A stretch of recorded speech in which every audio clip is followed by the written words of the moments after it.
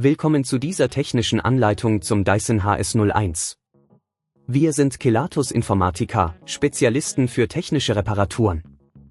Wir holen dein Gerät direkt bei dir zu Hause ab, führen eine kostenlose Diagnose durch und schicken dir einen Kostenvoranschlag, bevor wir reparieren. Keine Anrufe, keine Fahrten. Wir befinden uns in der Calle Joaquin Maria Lopez 26, Madrid. Bequem, transparent und professionell. Link in der Beschreibung.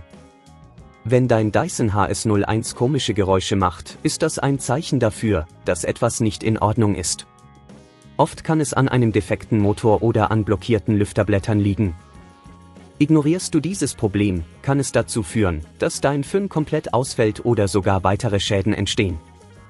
Um den Motor zu wechseln, benötigst du einen Kreuzschlitzschraubendreher, einen Torx-Schraubendreher, eine Pinzette und eventuell ein Multimeter, um die elektrischen Verbindungen zu überprüfen.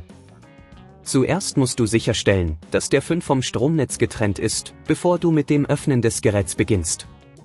Drehe die Schrauben an der Gehäuserückseite mit dem Kreuzschlitzschraubendreher heraus, um das Gehäuse vorsichtig zu öffnen. Achte darauf, die Teile nicht zu beschädigen.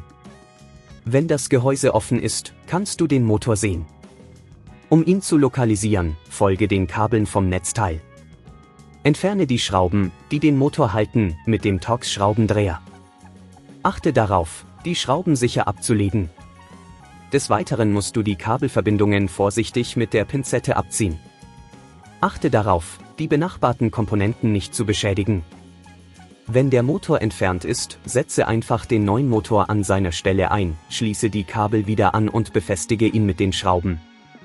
Wenn dir das an dieser Stelle zu kompliziert wird, denk daran, dass wir bei Kelatos dein Gerät zu Hause abholen und es dir repariert zurückschicken.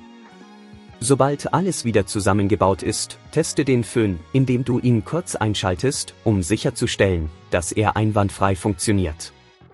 Um zu verhindern, dass dieses Problem erneut auftritt, solltest du deinen Dyson HS01 regelmäßig reinigen und darauf achten, dass keine Haare oder Schmutz die Lüfter blockieren. Wenn du ihn nicht überlastest und ihn gut pflegst, kannst du die Lebensdauer deines Geräts erheblich verlängern. Wenn du kein Risiko eingehen willst, bei Kelatos holen wir dein Gerät ab, reparieren es und liefern es dir nach Hause, deutschlandweit. Link in der Beschreibung.